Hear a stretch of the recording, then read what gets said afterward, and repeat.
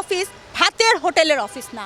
DB office হচ্ছে ন্যায্যতা নির্মাণের অফিস। ডিবি অফিসে ভাত খাওয়ার থেকে ওই ভালো কাজের হোটেলে ভাত খাওয়া অনেক সম্মানের। ডিবি প্রধান হচ্ছে আমাদের কোনো শিক্ষকের সাথে দেখা করবেন না, এবং উনি ওনার একজন অধস্তনকে বলেছিলেন যে ওনার গাড়ি আটকায় কথা বলেন, মানে আমাদেরকে ওনার গাড়ি আটকিয়ে কথা বলতে হবে। দেখেন, আমরা বিশ্ববিদ্যালয়ের প্রফেসর এবং আমরা একটা স্বায়ত্তশাসিত বিশ্ববিদ্যালয়ের প্রফেসর, জাহাঙ্গীরনগর বিশ্ববিদ্যালয়, ঢাকা বিশ্ববিদ্যালয়।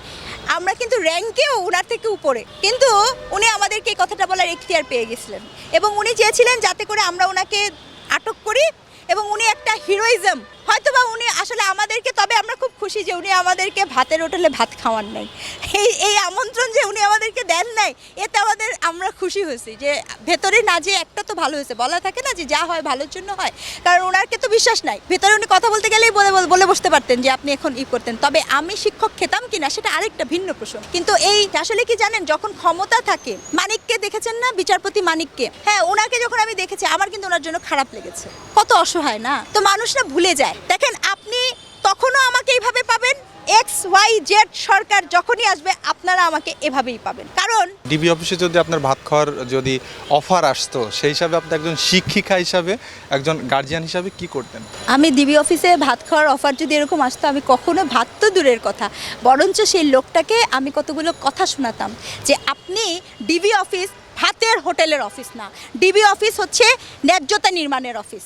এখানে মানুষ অন্যায়ের বিচার চাওয়ার জন্য আসে। আপনি অন্যায়ের বিচার করেন, আপনি ভাত খাওয়াইতে বসেন নাই। ভাত খাওয়ানোর জন্য অনেকই আছে। ওই যে ওখানে একটা দেখেছিলাম, ভালো কাজের হোটেল। ভালো কাজ করলে পরে এক বাটি ভাত এমনি দেয়। ডিবি অফিসে ভাত খাওয়ার থেকে ওই ভালো কাজের হোটেলে ভাত খাওয়া অনেক সম্মানের, যে আপনি একটা ভালো কাজ করে সেখান থেকে ভাত খাবেন। আমি বরঞ্চ ওনাকে বলতাম যে আপনি একটা ভালো কাজ করে কোনো একদিন ওইখানে ভাত খান, আপনার সাথে বসে আমিও ভাত খাবো, কারণ আমি প্রতিদিন ভালো কাজ করি। যদি সম্মুখীন হতেন ডিবি অফিসারের সঙ্গে, যিনি প্রধান ছিলেন আর কি, হারুন রশিদ, তাহলে আপনারা ছাত্রদের ছাড়ানোর জন্য কি কথাগুলো বলতেন সেই সময়? না, আমরা তাদেরকে বলতাম আপনি কোন এখতিয়ারে তাদেরকে নিয়ে আসছেন। প্রথম কথা ছিল হচ্ছে যে আপনি কোন এখতিয়ারে তাদেরকে নিয়ে আসছেন, ছাত্রদেরকে নিয়ে আসছেন, উইদাউট ওয়ারেন্ট আপনি ছাত্রদেরকে আনতে পারেন কিনা, এবং সর্বশেষ সবচেয়ে গুরুত্বপূর্ণ, যদি আপনি বলেন আপনার হেফাজতে আছে, তাহলে আপনি তাদের মোবাইল রেখেছেন কেন?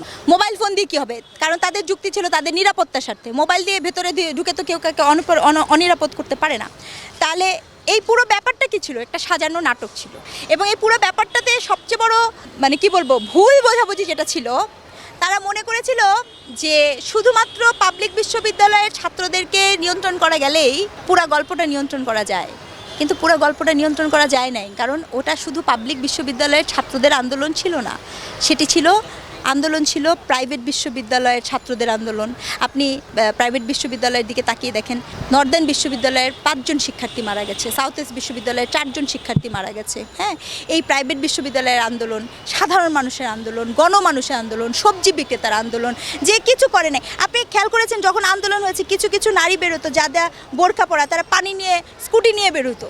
হ্যাঁ, এটা তার আন্দোলন। আচ্ছা, ওটা বাদ দেন, আমার মতো মানুষের আন্দোলন, যে থিয়েটার কর্মী, সাংস্কৃতিক কর্মী, তাদের আন্দোলন, মানে এই আন্দোলনটা সবার আন্দোলন। এই বোঝার ভুলে শুধু হারুন আঙ্কেল পড়ে নাই, এই বোঝার ভুলে সকলে পড়ে গেছে।